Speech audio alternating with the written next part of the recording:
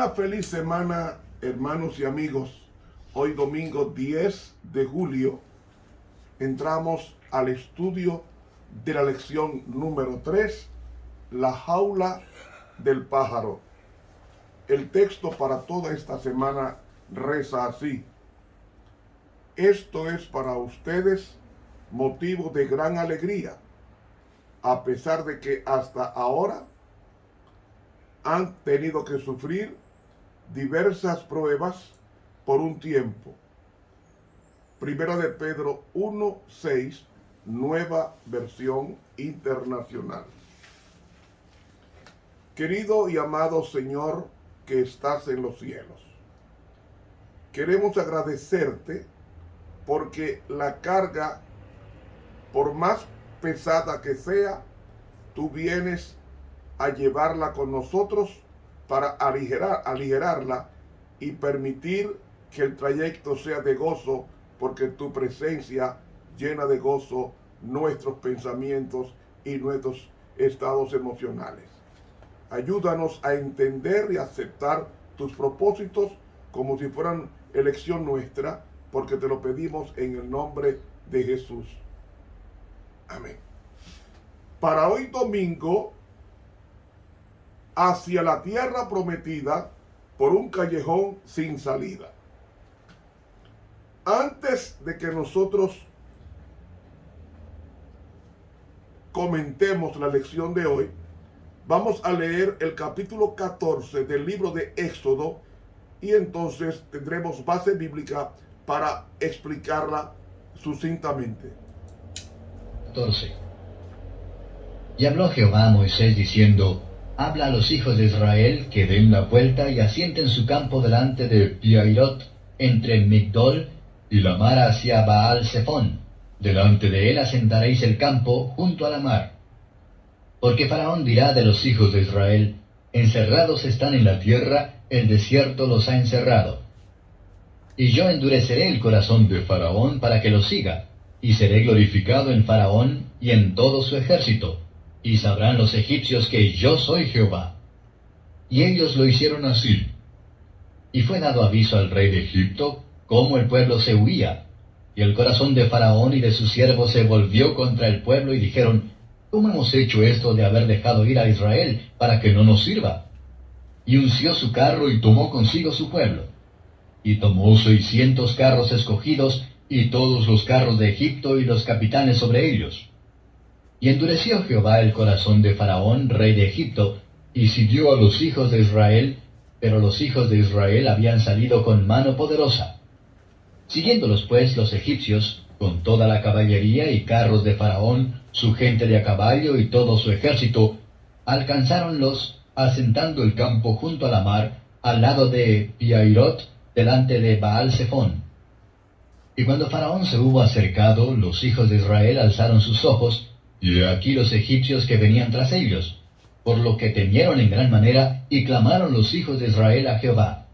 Y dijeron a Moisés: ¿No había sepulcros en Egipto que nos has sacado para que muramos en el desierto?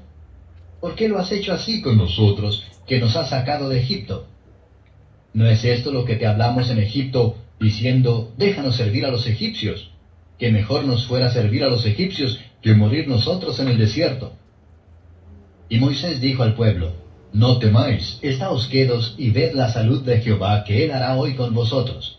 Porque los egipcios que hoy habéis visto, nunca más para siempre los veréis.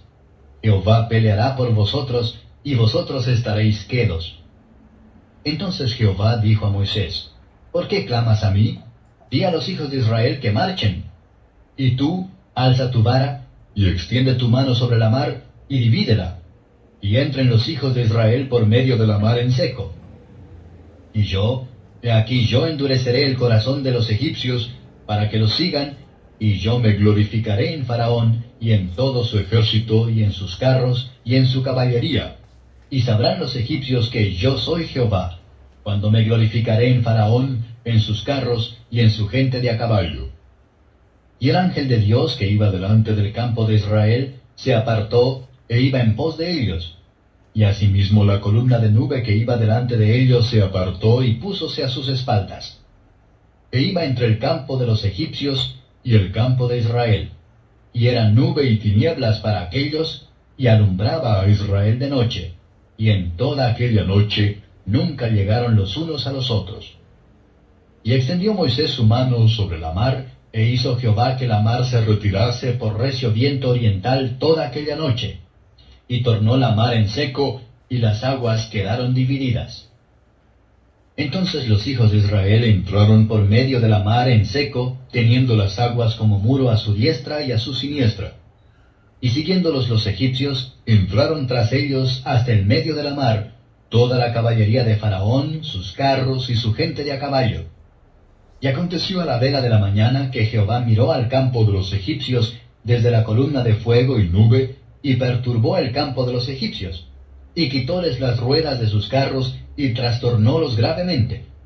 Entonces los egipcios dijeron: huyamos de delante de Israel, porque Jehová pelea por ellos contra los egipcios.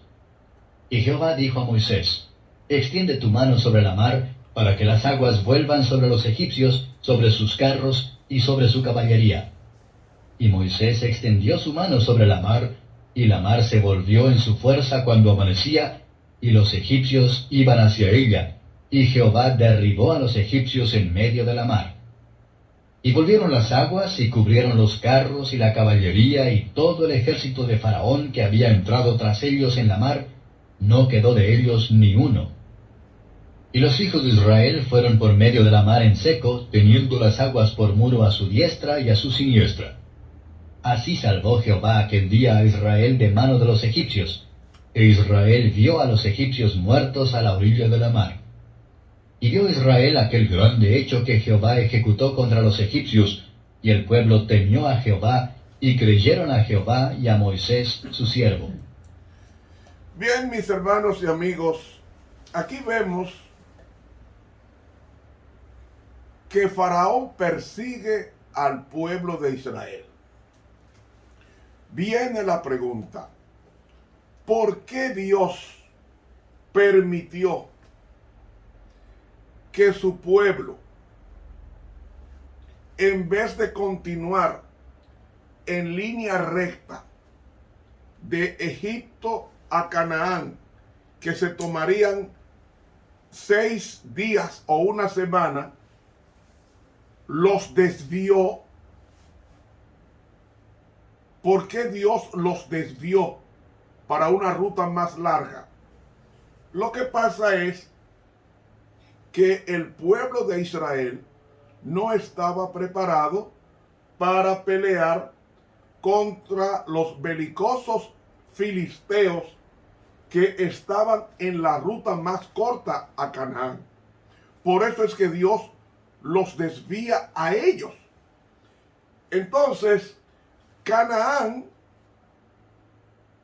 la tierra prometida donde el pueblo de Israel se dirigía, estaba al noreste de Egipto, y la nube dirigía al pueblo de Dios hacia el sureste, para que las naciones vecinas temieran con los milagros que haría Dios en el Mar Rojo. Por eso, esa fue la segunda razón por la cual Dios los desvía del camino. ¿Cuál era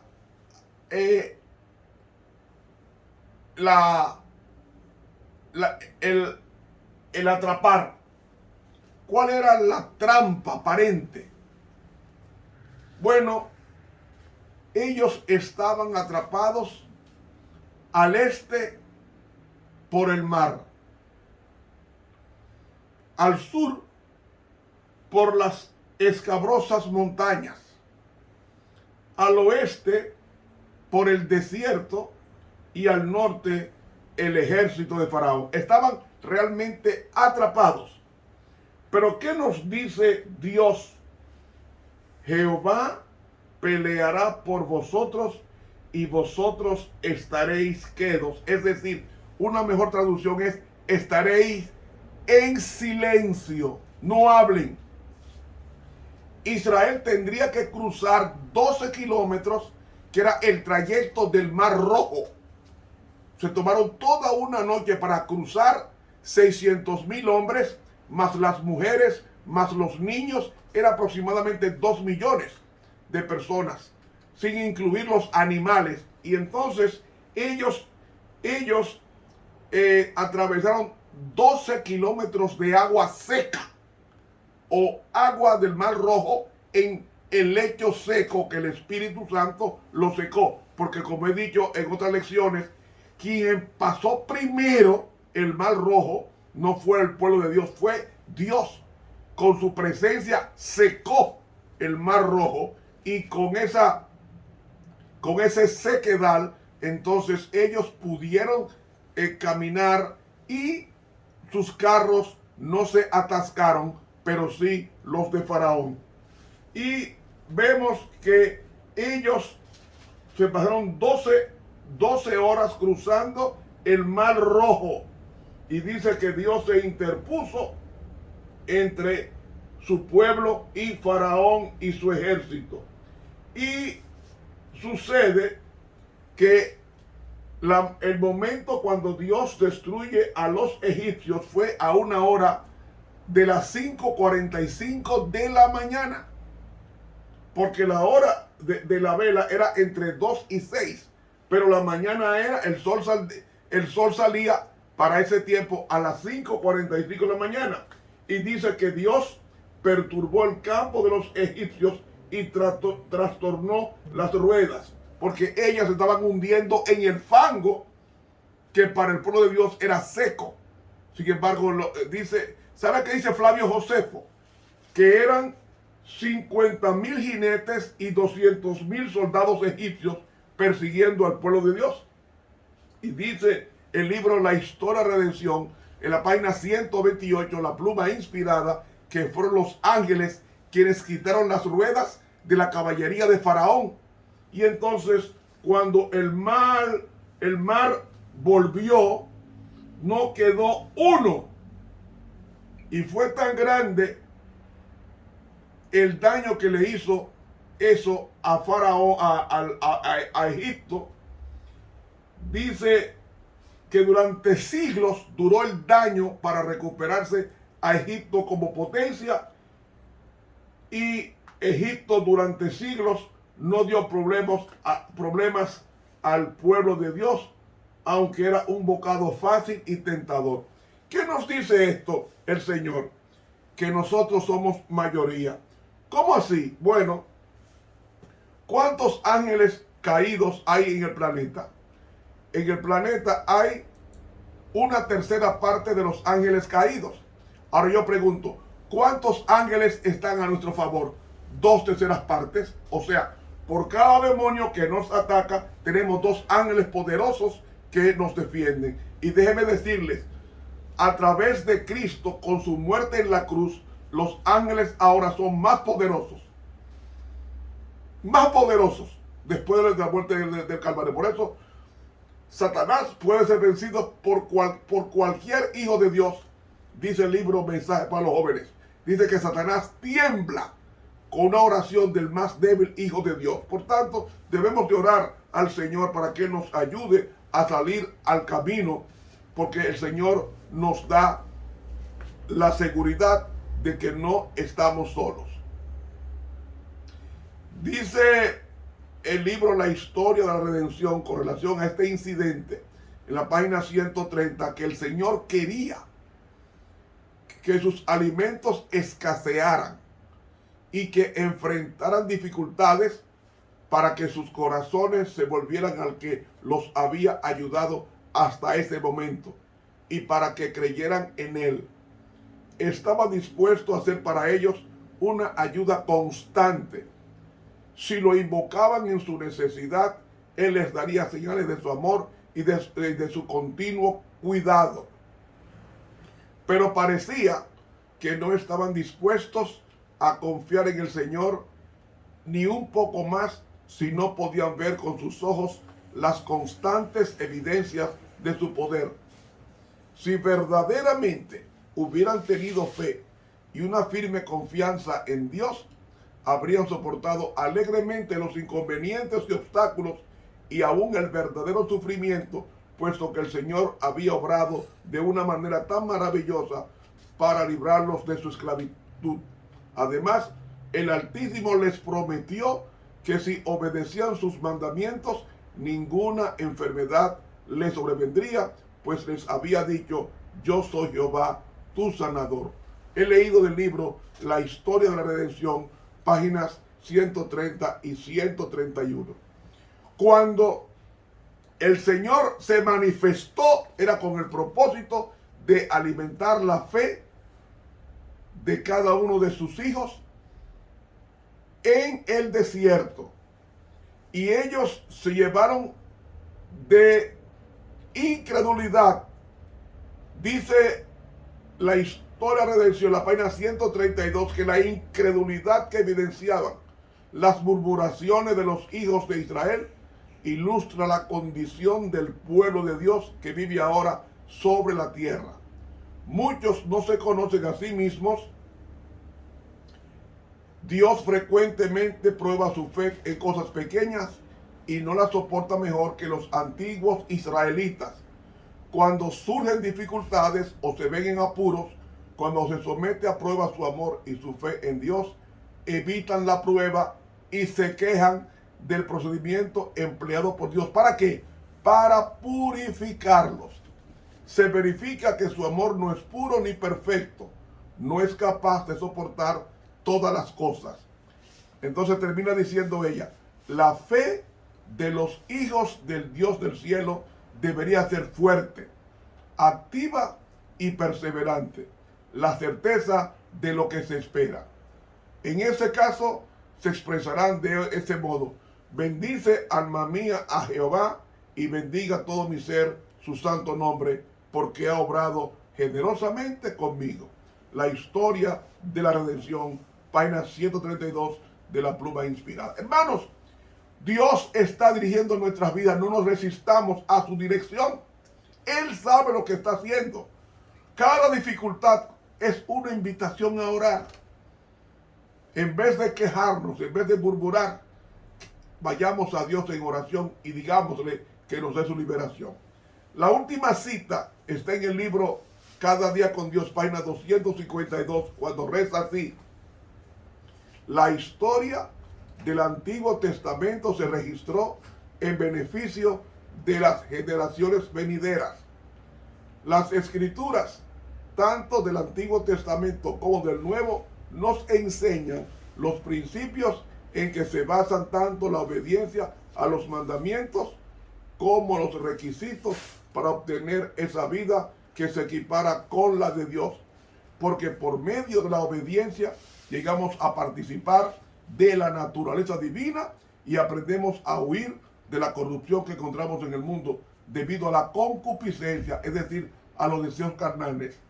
Por tanto, debemos estudiar sus máximas y obedecer sus mandamientos y principios, que son más preciosos que el oro, para incorporarlos a nuestro diario vivir. Cada Día con Dios, página 252 de la Pluma Inspirada. Hermanos, no hay callejón sin salida para los hijos de Dios. Cuando ellos clamaron, ¿cómo fue que dijo el Señor? ¿Por qué clamas a mí? Di a los hijos de Israel que marchen. Realmente la mejor traducción es que se esfuercen.